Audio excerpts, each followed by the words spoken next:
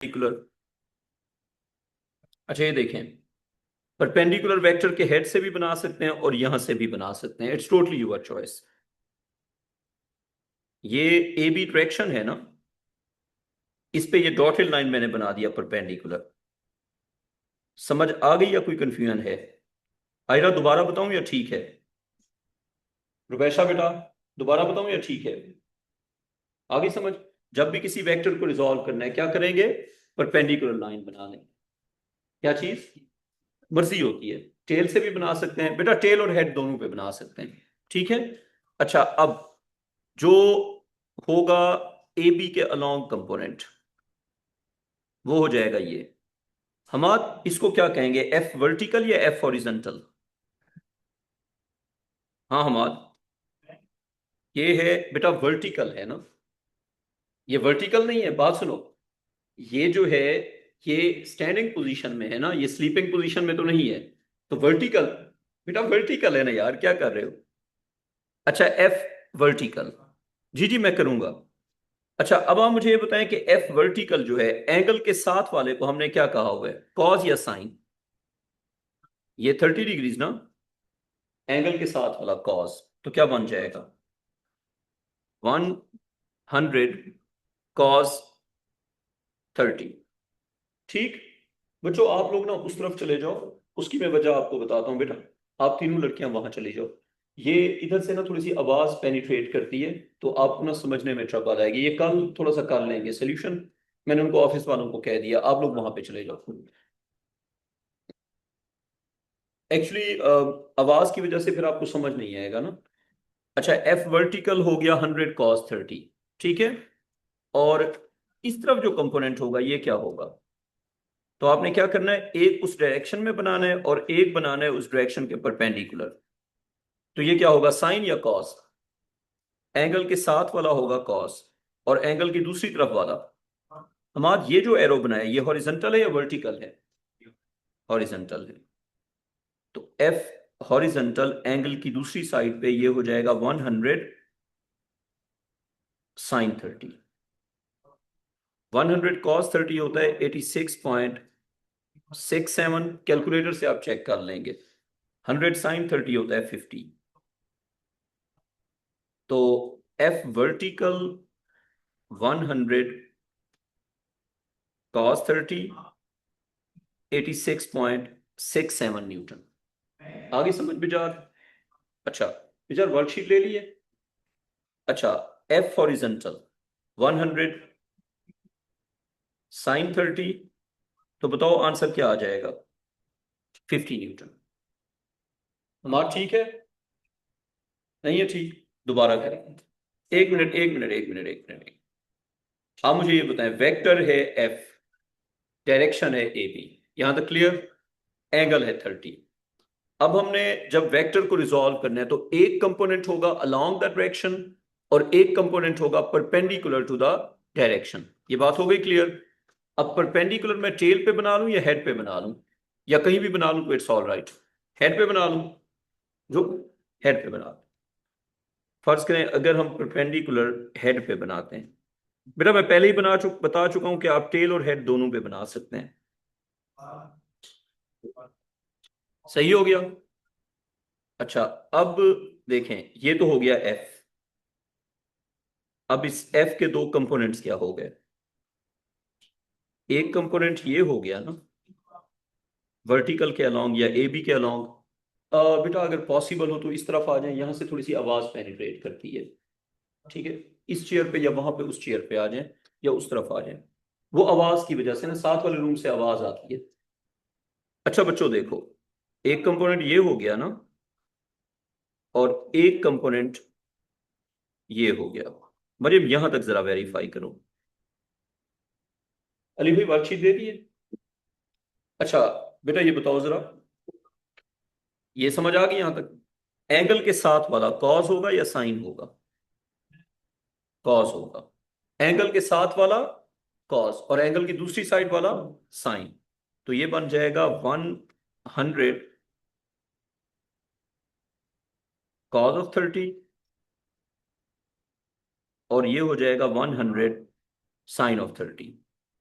अब मुझे ये बताओ कि 100 cos 30 होगा किसके इक्वल? 86 पॉइंट, कैलकुलेटर से 86 पॉइंट बजार 67, और 100 sin 30 क्या होगा बेटा?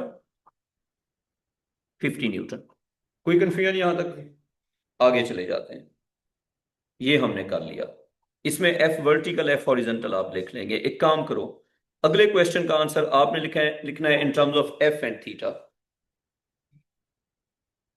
अगले क्वेश्चन का आंसर आप खुद लिखेंगे in terms of F and theta. ये रिजॉल्व किया हुआ है। अच्छा मरियम, एक चीज ऑब्जर्व कर लो, वो जो ट्रायंगल है ना, वो बनाना जरूरी नहीं होता, इस तरह भी कर सकते हैं। जैसे ऊपर ट्रायंगल बनी थी ना, इसमें ये रिजॉल्व हुआ है। ठीक है, ये देखें, ये वेक्टर था एफ, ये वेक्टर क्या था बेटा? एफ। इसके कंपोनेंट ऑलरेडी बने हुए हैं, एफ हॉरिजॉन्टल, एफ वर्टिकल। अच्छा, अब आप मुझसे एक क्वेश्चन पूछ सकते हैं कि ट्रायंगल बनाना ज्यादा बेहतर है या इस तरीके से ज्यादा बेहतर है? तो मैं आपको आंसर करूंगा दिस मेथड इज बेटर। उसकी मैं रीजन भी बता देता हूं। जहां पे फोर्स एक्ट करती है, उसके कंपोनेंट भी वहीं पे एक्ट करते हैं। अब आप एक चीज देखें, फोर्स भी पॉइंट पी पे एक्ट कर रही है, कंपोनेंट भी पॉइंट पी पे एक्ट कर रहे हैं, यस और नो? वहां पे फोर्स तो एक्ट कर रही है पॉइंट पी पे, एक कंपोनेंट पी पे, दूसरा शिफ्ट हो गया है। So that is the problem. जब हम ट्रायंगल बनाते हैं ना, ट्रायंगल बनाने में एक कंपोनेंट की जगह शिफ्ट हो जाती है। सो ट्राई एंगल से ज्यादा बेहतर कन्वेंशन ये वाला होता है। हाँ जी, इसमें आपने कॉज और साइन लिखना है। आपने बताना है कि F cos theta, F sine theta, जो भी। अच्छा, रूल क्या था? एंगल के साथ वाला कॉज या साइन? एंगल के साथ वाला कॉस, तो एफ हॉरिजॉन्टल क्या हो जाएगा? F cos theta. और एफ वर्टिकल क्या हो जाएगा? F sine theta. ठीक है, लेकिन एक मसला है, इसमें एंगल दोनों साइड पे की माने, केयरफुली देखो जरा। उसने कहा है कि थीटा के रिस्पेक्ट से भी आंसर लिखो, एक्स के रिस्पेक्ट से भी आंसर लिखो। समझ आइए बात? अगर हम लिखेंगे थीटा के रिस्पेक्ट से, तो एफ हॉरिजॉन्टल क्या हो जाएगा? थीटा के साथ वाला है ना, एफ कॉस थीटा। और एफ वर्टिकल क्या हो जाएगा? F sine theta. तो थीटा के रिस्पेक्ट से F horizontal, F cos theta, और F vertical, F sine theta. X जो है वो दूसरी साइड से गिवन है। हम आज विचार, आप अगर बताओ एक्स के रिस्पेक्ट से क्या हो जाएगा? ये देखो, ये एक्स है, एक्स के रिस्पेक्ट से, हाँ जी, एफ कॉज एक्स, और ये क्या हो जाएगा? F sine X. Mariam, confusing है? ये समझ आ गई? देखो, जब एक्स के रिस्पेक्ट से लिखेंगे तो साइन और कॉस शिफ्ट हो जाएगा। आपने अब रटना किस बात को? एंगल के साथ वाला हमेशा कॉस, दूसरी साइड वाला हमेशा साइन। अच्छा, अब ये एक और ब्लैंक है जो इसी आपने से फिट करना है। जी बेटा, आप बताएं। नहीं, अगर इसका ट्रायंगल बना के करिए तो वो ज्यादा इजी नहीं है? ट्रायंगल हम दो साइड से बना सकते हैं ना, ट्रायंगल भी बना सकते हैं। अगर हम इसका ट्रायंगल बनाएंगे जो आप कह रही हैं, तो उसमें ये होगा कि एक ट्रायंगल उधर से बनेगा और एक ट्रायंगल इधर से बनेगा। आप जरा देखें, एक ट्रायंगल ये हो गया एफ बी, और एक ट्रायंगल इधर से बनेगा, ये हो गया एफ एच। अब आप खुद सोचें, ये जो ट्रायंगल है इसमें एंगल है थीटा, और ये जो ट्रायंगल है इसमें एंगल है एक्स। ठीक है, तो ये एफ कॉस थीटा और ये एफ साइन थीटा। अगर एक्स के रिस्पेक्ट से चलेंगे, तो एक्स के साथ वाली ये साइड है ना, F cos x, F sine x. इससे, जी बेटा आप बताएं, कौन सा? नहीं, उल्टा नहीं लिखा, सही लिखा है। हाँ, सही लिखा है। वो इसलिए सही लिखा है कि एंगल के साथ वाला हमेशा कॉस होगा। हाँ हाँ, ये सही लिखा हुआ है, बिल्कुल सही लिखा हुआ है। देखें, बात सुनो, असल में साइन या कॉस का रिलेशन हॉरिजॉन्टल या वर्टिकल से नहीं होता। Now if you think the horizontal is cos, it's not. आपके दिमाग में अगर ये बात है, जो कि मेरे बाद में भी एज ए स्टूडेंट थी, हम ये सोचते हैं कि हॉरिजॉन्टल कॉस होता है, ऐसा नहीं होता। कॉस होता है जो एंगल के साथ वाला होता है। ठीक है, फर्ज करें, अगर मैं इस तरफ की बनाता हूं ट्रायंगल, ये हो गया एफ वर्टिकल। बताएं ठीक हो गया? अब मुझे बताएं इस एंगल थीटा के हिसाब से क्या मैं कह सकता हूं कि cos theta will be F horizontal over F?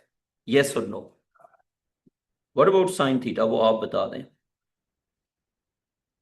F vertical over F, इसको सॉल्व कर देंगे अगर यही ट्रायंगल मैं इस साइड से बनाता हूं।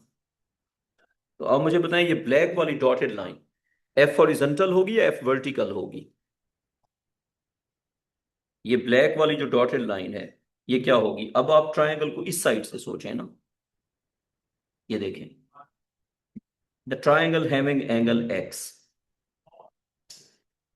एफ वर्टिकल, और ये क्या हो जाएगा फिर? F horizontal. आइए समझ, कंफ्यूजन हो रहा है? एंगल के साथ वाला कॉस होता है एफ, किस तरह? हाँ हाँ, अब सेकंड पार्ट तो हम अभी कर रहे हैं ना।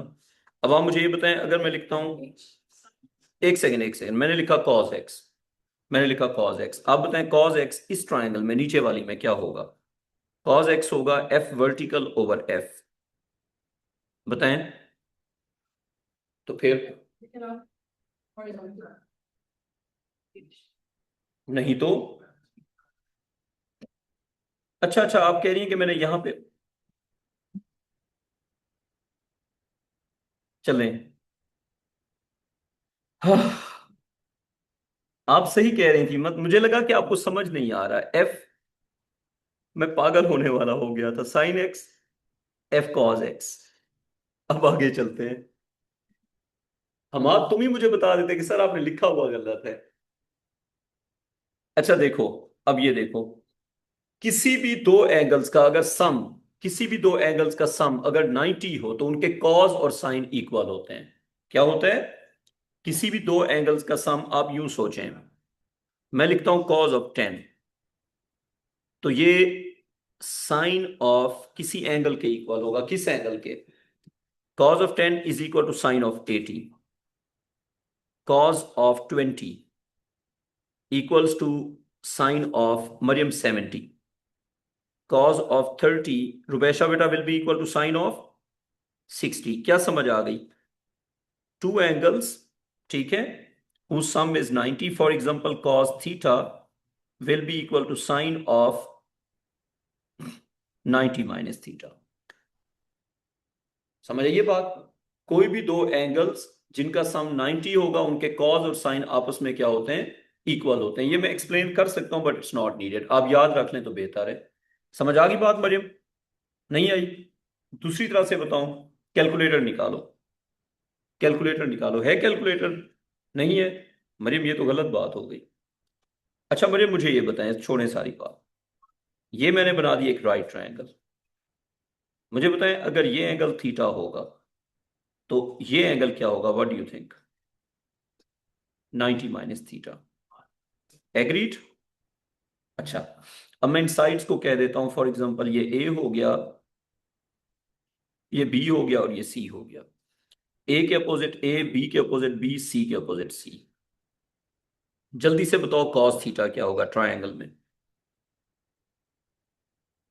ट्रायंगल को देखो और बताओ कॉस थीटा क्या होगा।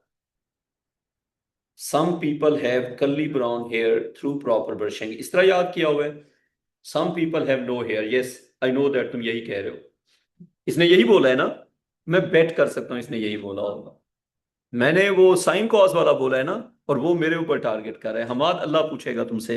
अच्छा, some people have curly brown hair, ठीक है, व्हेन दे आर यंग, अब ठीक है, थ्रू प्रॉपर ब्रशिंग। तो मुझे बताया अगर हम कॉस का देखते हैं, कर्ली ब्राउन हेयर, ठीक है, तो कॉस थीटा क्या होगा मरियम अब बताओ? बेस अपॉन, ठीक है, तो बेस क्या होगा? ए ओवर पी। कोई कंफ्यूजन? मरियम अब ये बताओ कि अगर मैं साइन लिखता हूं 90 माइनस थीटा का, वो क्या होगा? जरा ट्राइंगल पे फोकस करो, साइन ऑफ 90 माइनस थीटा। हाँ मरियम, अच्छा सा फोकस करो। देखो जब 90 माइनस थीटा लेंगे तो ए जो है वो क्या बन जाएगा फिर, परपेंडिकुलर ना।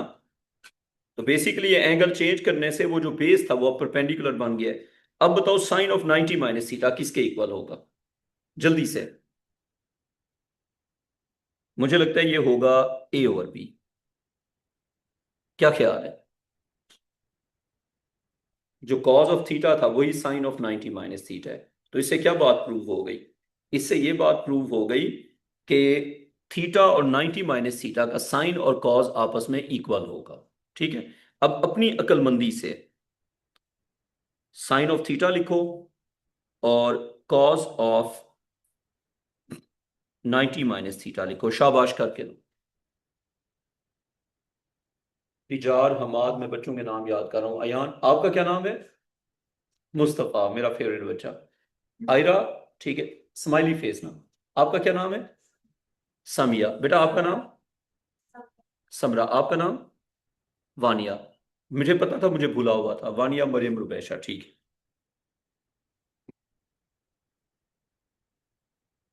बेटा मुझे पता है आपका नाम महानूर है, हैं? महानूर, अब पढ़ाई पे भी फोकस कर लो। अच्छा, sine of theta, sine of theta जो है ये हो जाएगा सी ओवर बी। और बताओ कॉज ऑफ 90 माइनस थीटा वो क्या हो जाएगा? सी ओवर बी। मरियम अब आ गई समझ? मरियम इसको एक और तरह से भी देख सकते थे अगर मैं उस तरह से बताता। अगर आपके पास कैलकुलेटर होता तो। आई होप आप लोगों ने कॉपी कर लिया होगा। अगर आपके पास कैलकुलेटर होता तो फिर मैं ये लंबी कहानी ना करता, मैं आपको कहता कैलकुलेटर निकालो और उस पर वैल्यूज बता देता। देखें, अगर हम करते हैं कॉज ऑफ 30, कैलकुलेटर है तो उससे देख लो, ये आएगा 0.866। ठीक है। कॉस 30 क्या आएगा? 0.866। अगर हम करते हैं साइन 60 तो वो भी आता है 0.866। आइए समझ बात। अगर हम करते हैं कॉस ऑफ 45 और साइन ऑफ 45, इन दोनों का आंसर आता है कैलकुलेटर पे 0.707। ठीक है। अगर हम करते हैं कॉस 60 और साइन 60, कॉस 60 और साइन 30, सॉरी, दोनों का आंसर आता है 0.5। तो अब आपने क्या सीखा? 30 प्लस 60 कितना होता है? 90। 45 plus 45, 90। 60 plus 30, 90. Now what is the rule? If you have two angles whose sum is 90, then their sine and cos are equal. ठीक है। अब ये नीचे पढ़ लो बात। Two angles whose sum is 90, ठीक है, their cos and sine will be same. Cos theta will be, right side पे क्या लिखना है? Sine of 90 minus theta. क्या लिखना है बेटा? साइन ऑफ, यानी कि कॉस जो थीटा होगा वो साइन ऑफ किसके इक्वल होगा? 90 माइनस थीटा के। And vice versa, vice versa क्या होगा? अगर आप साइन थीटा लेंगे वो किसके इक्वल होगा? Sine theta, cause of 90 minus theta. ये बात अब आपने याद भी रखनी है। जैसे एग्जांपल के तौर पे साइन 75 इक्वल होगा कॉज ऑफ 15 के, और साइन 65 इक्वल होगा कॉज ऑफ 25 के। Now I believe you understand this. ठीक है। टेबल में कहा हुआ है कि साइन थीटा कॉस एक्स के इक्वल है। एक्स बताया हुआ है, थीटा आप लिखते जाओ, जल्दी से लिखो।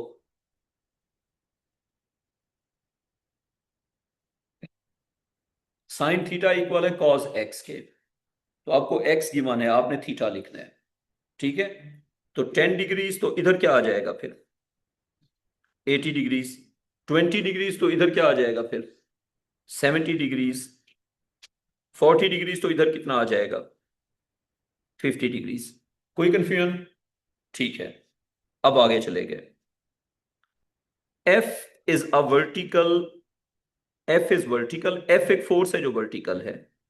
And line A B is at angle theta to F.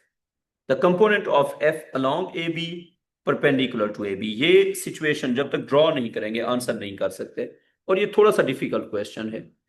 Question को एक बार देख लो। फोर्स क्या है, वर्टिकल या हॉरिजेंटल? वर्टिकल। बनाते जाओ। F is a vertical force. Mariam जो बात कही होती है, एग्जामिनर ने कही होती है, उसको फॉलो करते हैं। तो ये एफ हो गया। क्या ये स्टेटमेंट के अकॉर्डिंगली है या नहीं है? बिल्कुल है। अब उसने ये नहीं बताया हुआ कि थीटा जो है वो एक्यूट है, ऑब्ट्यूज है, किस तरह का एंगल है। तो आप जनरली आप एंगल को एक्यूट लेंगे, 90 से छोटा लेंगे। ठीक है। उसने कहा it is at angle theta to line A B. अब लाइन ए बी कहीं पे भी हो सकती है। लाइन ए बी के साथ आप अपनी तरफ से लाइन ए बी कहीं भी बना दें। ये हो गई लाइन ए बी। ये क्या होगी बेटा? Line A B. Line A B के साथ एफ का एंगल है थीटा। यहां से आगे मैं अभी नहीं चलूंगा, पहले आप क्वेश्चन को एक बार देख लो। पहला स्टेटमेंट जो लिखा हुआ था वो हमने ड्रॉ कर दिया है। F is a vertical force, it is at angle theta to line A B. Ayaan, confusion है या समझ आ गई? यही लिखी हुई है ना बात। अब वो कह रहे हैं कि एफ को रिजॉल्व करो वर्टिकली या हॉरिजेंटली। नहीं, एफ तो खुद ही वर्टिकल है। उसने कहा है कि रिजॉल्व करो along A B and perpendicular to A B. क्या करो? Along A B and perpendicular to A B. अब आपने करना क्या है? पहला स्टेप, आपने इस फोर्स का जहां पे लाइन के साथ इंटरसेक्शन हो रहा है, लाइन ए बी के साथ, उसको हाईलाइट करो। यानी कि जिस लाइन के ऊपर आपने रिजॉल्व करना है उसका और फोर्स का इंटरसेक्शन हाईलाइट करो। कर दिया? कर दिया। लाइन ए बी पे परपेंडिकुलर बनाओ। This is the rule. जिस डायरेक्शन में रिजॉल्व करना होता है उस डायरेक्शन पे हमेशा क्या बनाना है? परपेंडिकुलर। समझा बेटा? आ गई समझ? जिस डायरेक्शन में रिजॉल्व करना है उस पे हमेशा क्या बनाएंगे? The perpendicular. तो ये I think this is perpendicular. Steps repeat करूं या ठीक है? अलीजा बेटा, स्टेप्स को रिपीट करने की है जरूरत? महीन सर अनाया बेटा, परपेंडिकुलर तो 90 होता है, ये पूरा 90 तो नहीं है। क्यों नहीं है 90 बेटा? जो क्रिश्चियंस का क्रॉस होता है वो 90 होता है। ठीक है। जो क्रॉस नहीं होता, तो वो जो हॉलीवुड की मूवीज में भूत भगाने के लिए यूज करते हैं, वो 90 होता है बेटा। ऐसे, और ये ऐसे। हो गई समझ? अब तुम ये कह रहे हो कि अगर सर के और बाल गिर जाए तो इनको भूत का रोल मिल जाएगा। ये मुझे आ रही है आवाज यहां तक। जब मैंने पहले कहा ना some people have curly brown hair, तो हमाद कहता है and some people have no hair. ये मैं सुन रहा था। अब मैंने भूत की बात की है, अब मैं सुन रहा था तुम कह रहे हो थोड़े से और गिरने के बाद रोल मिल जाएगा। सुन रहा हूं मैं। अच्छा देखो, ये हो गया क्रॉस। अब ये लाइन ए बी हो गई, ये एफ हो गया। बेटा हर इंसान ने बुढ़ा होना होता है, दिमाग में रखना। अच्छा, अब मुझे बताओ कि अगर हम इसके ऊपर बनाते हैं परपेंडिकुलर, तो वो क्रिश्चियंस का जो क्रॉस होता है वो क्या होता है? परपेंडिकुलर। तो ये क्रॉस लग रहा है ना? बताओ जरा। 90 बन गया। कोई कंफ्यूजन इसमें? अब एक कंपोनेंट होगा अलोंग ए बी, एक कंपोनेंट होगा परपेंडिकुलर टू ए बी, और जो एफ है वो ए बी के ऊपर की तरफ है। कंफ्यूजन तो नहीं हो रहा ना यहां तक? थोड़ा सा टिल्ट हो गया। अब आपको पता है 3D स्पेस के अंदर हॉरिजॉन्टल और वर्टिकल एग्जिस्ट नहीं करता, बस परपेंडिकुलर होता है। तो जो रिजॉल्व करने का आइडिया होता है वो सिर्फ हॉरिजॉन्टल और वर्टिकल नहीं होता, किसी भी डायरेक्शन में हो सकता है। ये हो गया अलोंग ए बी। ये क्या हो गया बेटा? Along A B. कॉपी कर लो। ठीक है। अब दूसरी साइड से जो बनाएंगे वो क्या होगा? वो होगा perpendicular to A B. Vania बेटा, अगर आप बताएं तो आप मुझे ये बताएं कि अलोंग वाला कॉज होगा या साइन होगा? कॉज होगा। और वजह क्या है? एंगल के साथ है। अगर एंगल एंगल के साथ है बिजार, एंगल के साथ है तो क्या होगा? कॉस होगा। दूसरी साइड से होता तो फिर क्या होता? साइन होता। तो अच्छा, अब लिखना है एफ और थीटा की फॉर्म में, तो ये हो जाएगा एफ कॉस थीटा, ये हो जाएगा एफ कॉस थीटा। और दूसरी तरफ वाला क्या हो जाएगा? F sine theta. मुस्तफा अगर दोबारा बात की मैं तुम्हें यहां बिठा दूंगा। अच्छा, ये हो गया F cos theta F sine theta. ये नोट्स में चेक करूंगा। हो गया यहां तक? समझ आ गई? So one component along A B and one component perpendicular to A B. Copy कर लो। अभी हमने आगे जाने से पहले ये वाला काम अभी बाद में करेंगे। आपको मैं क्वेश्चन दे रहा हूं करने के लिए, वो मैं बताता हूं किस पेज पे आपने जाना है। ये टेबल मुझे फिल करके दो। ये टेबल है, इसका मैं पेज नंबर आपको बताता हूं। पेज नंबर 6 पे एक टेबल है, ये फिल करके देना है। एग्जाम्पल 1 जिस पे लिखा हुआ है, पेज नंबर 6 पे एक टेबल है, ये जो मैंने निकाला हुआ है, ये टेबल आप मुझे फिल करके देंगे। मैं वेट कर रहा हूं बच्चों। पेज 6 पे एक टेबल है जो मैंने अभी निकाला हुआ है। अगर आपके पास ये वर्कबुक है बेटा, ये वर्कबुक मैं ग्रुप में भेज देता होता हूँ, आपने ऑनलाइन वाले बच्चों ने खुद फोटो कॉपी करनी होती है, जबकि फिजिकल वाले बच्चों को मैं खुद ये प्रिंट दे देता हूँ। एकेडमी से आप ये प्रिंट फ्री में ले सकते हैं, ये गेट पे मैं रखवा सकता हूँ अगर आप कहेंगे। टेबल फिल करना है, बस टेबल फिल करना है, और कोई काम नहीं करना। आइमा बेटा ये टेबल फिल करना है। हिबा बेटा, मासूमा बेटा, तलहा, जोया बेटा।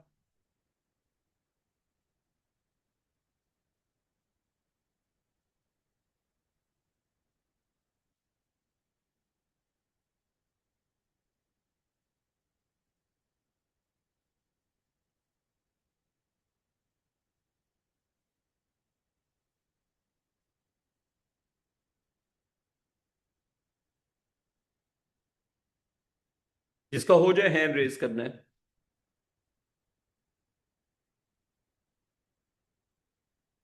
विचार भाई, हो जाए तो बताना है।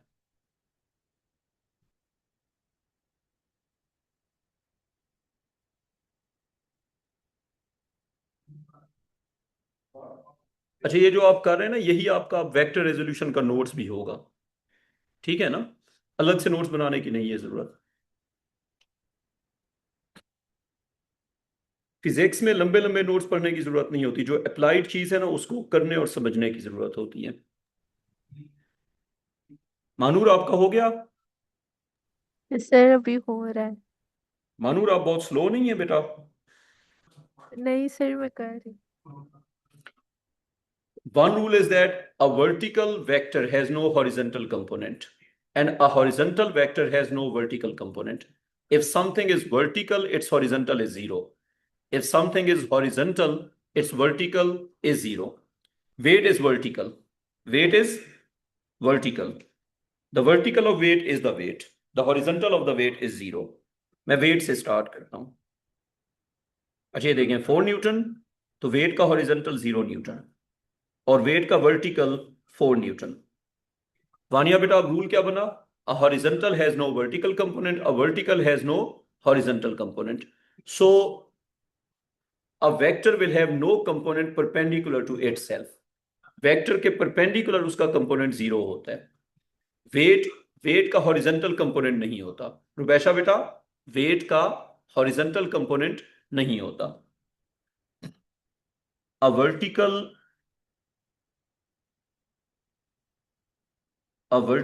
हैज नो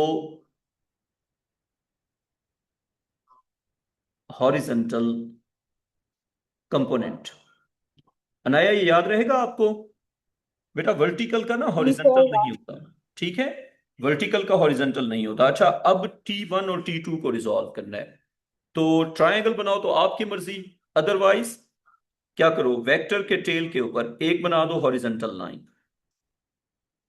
ये हॉरिजॉन्टल लाइन किसको रिप्रेजेंट करेगी? हॉरिजॉन्टल कंपोनेंट को। और एक बना दो वर्टिकल लाइन, ये वर्टिकल लाइन रिप्रेजेंट करेगी वर्टिकल कंपोनेंट को। मरियम एक बार बोर्ड पे देख लें, जब मैं T1 को रिजॉल्व कर रहा हूं तो T1 के टेल पे मैंने क्या बना दिया? एक हॉरिजॉन्टल लाइन और एक vertical line. Since we want horizontal and vertical component, बात समझ आ गई? अब एंगल ये वाला है 60, तो आपकी मर्जी है, आप या तो ये वाला लिख लें या ये वाला लिख लें, दोनों नहीं लिखने, कोई एक लिख लो। मैं कह रहा हूं आप 60 से भी रिजॉल्व कर सकते हैं, 30 से भी कर सकते हैं, मरियम आपकी चॉइस है। अगर वो एंगल 60 है तो ये ऑल्टरनेट एंगल्स हैं या नहीं है ना? तो ये कितना बन जाएगा? 60। और अगर किसी बच्चे को ये नहीं पसंद तो दूसरी साइड वाला 30 होगा। समझ आ रही है बात? कौन सा दूसरी साइड वाला? ये 30 होगा। So you can use 60, you can use 30, it's totally your choice. ठीक है ना? 30 से भी लिख सकते हैं। वानिया आप बोर्ड पे एक बार देख लें, 60 और 30 दोनों से लिख सकते हैं। इस तरह वाला 60 हो गया ना, इस तरह वाला 30 हो गया, और दोनों तरफ से सेम आंसर आएगा। लेट्स सपोज हम 60 के थ्रू जा रहे हैं, तो क्या रूल था? एंगल के साथ वाला, can we say that it is the horizontal component of T1? और this is vertical component of T1। Angle के साथ वाला क्या होता है, कॉस या साइन? कॉस। वैल्यू क्या है फोर्स की? 6 न्यूटन। बेसिकली हमने ये किया है, T1 was 6 newton, horizontal, vertical 60 degrees, 6 newton cos of 60, 6 newton sine of 60। Mariam आ गई समझ? रुबैशा बेटा, अयान। अच्छा तो देखो T1 के कंपोनेंट्स, T1 का हॉरिजॉन्टल कंपोनेंट हो गया 6 cos 60 और उसका वर्टिकल कंपोनेंट हो गया 6 sin 60।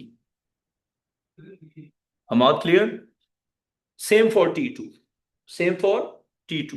अब T2 तो दूसरी साइड पे, लेकिन उसका भी एंगल आपको गिवन है। तो अगर मैं यही वाला सारा काम करता हूं T2 के लिए, तो ये T2 हो गया 10 न्यूटन और T2 का हॉरिजॉन्टल के साथ क्या हो गया एंगल, ये वाला। हमाद बताओ ये एंगल, हमाद ये एंगल 30 होगा। ये एंगल हो गया 30। तो दो कंपोनेंट्स क्या बन जाएंगे, T2 का वर्टिकल, T2 का हॉरिजॉन्टल। T2 का वर्टिकल, T2 का वर्टिकल होगा 10 sin 30 और T2 का हॉरिजॉन्टल होगा 10 cos 30। 10 cos 30, 10 sin 30। यहां तक कोई कंफ्यूजन? यहां से आगे कल कंटिन्यू करेंगे। आज वाले में अगर आपका कोई क्वेश्चन है तो मुझे बताएं, वर्कशीट कल लेके आनी है, ठीक है? और जो भी हमारा टॉपिक होगा ना, इसी तरह का वर्कबुक बना के उसमें सारे कॉन्सेप्ट्स होंगे। इससे ये होगा कि हम थोड़े से तेज हो जाएंगे, नोट्स लिखने में टाइम वेस्ट हो जाता है ना। तो दूसरा ये है कि इसमें एग्जांपल्स में पास पेपर सिरा दूंगा। जो हम एग्जांपल्स करेंगे ना, वो पास पेपर के एग्जैक्ट क्वेश्चंस होंगे, तो वो क्वेश्चंस भी हमारे हो जाएंगे।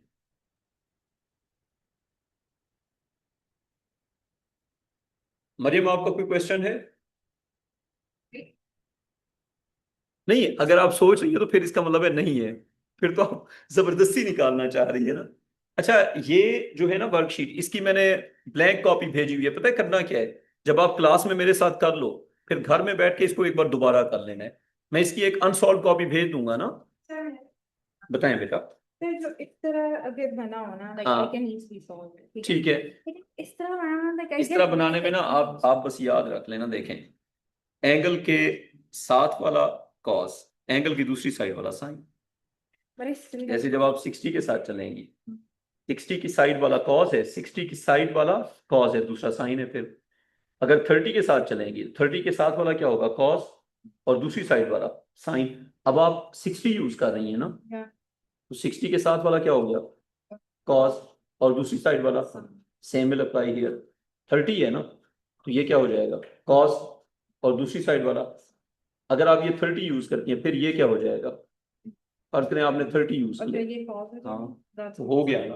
और सर अब ये सारा क्वेश्चन है, बस हमने सब परपेंडिकुलर लाइक ये बिल्कुल यही, ड्रॉ कर लेना है क्रॉस। बिल्कुल यही।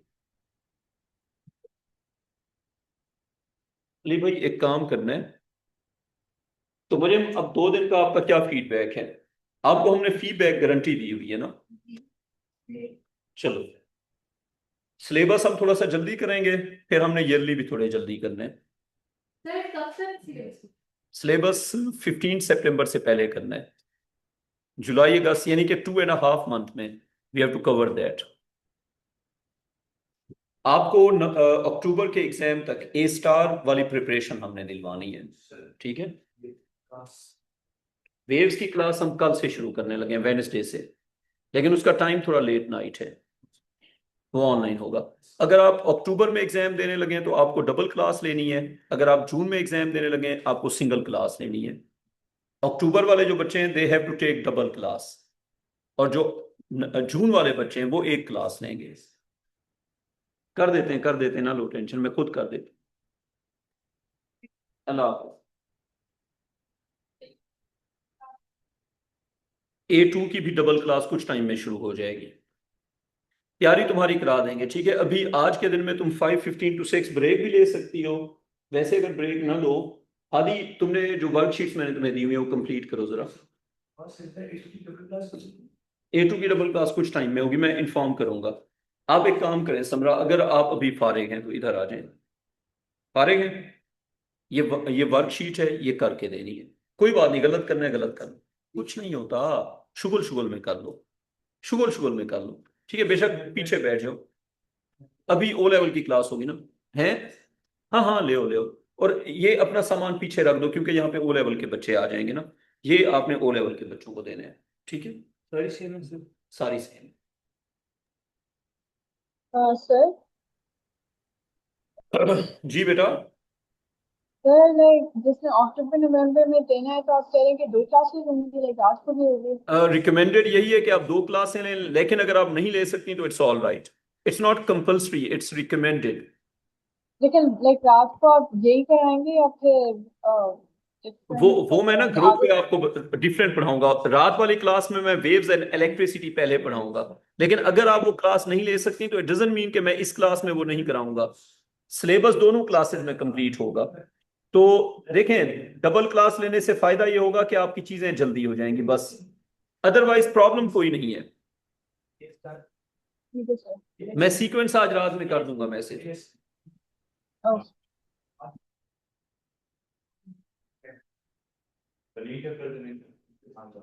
नहीं, वो इसमें तो वेक्टर्स चल रहे हैं, वेव्स की तो नई क्लास तुम्हारे साथ शुरू करूंगा। हाँ, ये आज हमने मोशन इन अ सर्कल करना है, ठीक है। मिल गई ये वर्कशीट, ठीक है, मैं निकाल लूँ। नहीं नहीं, इनका ओ लेवल का मोशन इन अ सर्कल, वो जो फोर्सेज हैं। जी जी, वही वही वही। अली भाई, ग्रुप में आपने भेज दिया लिंक। अच्छा, कुछ बच्चों के पेपर मैंने कल मार्क करके उनको भेज दिए हैं, ठीक है। बाकियों के फिर आज मार्क करके भेजेंगे। तनशीद मिल गई है आज वाली टॉपिक। आज का हमारा टॉपिक है मोशन इन अ सर्कल, ठीक है।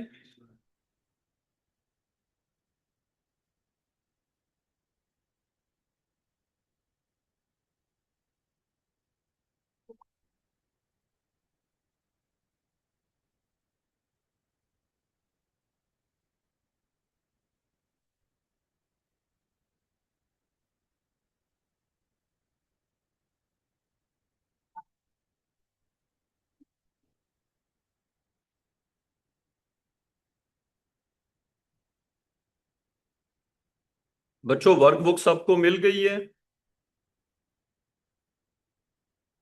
बेटा बहुत सारी बातें ना करो ना, बातें करो लेकिन बहुत सारी ना करो। अच्छा, सर्कुलर मोशन आज का हमारा टॉपिक है, और ये आज के दिन में ही खत्म करना है, इसको लंबा नहीं खींचना। और इसकी वर्कबुक मैं ग्रुप में भेज चुका हूं, एक बार दोबारा भेज देता हूं, मे भी किसी बच्चे ने प्रिंट ना की हो। अच्छा, अगर कहीं पे डिफरेंस होगा ना टॉपिक्स का, तो वो मैं आपको खुद ही बता दूंगा, ठीक है, कि आईजी और जीसीएसई में ये चीज डिफरेंट है। अगर सेम होगा तो उसमें ऑब्वियसली मैं दोनों को करवा रहा हूँ।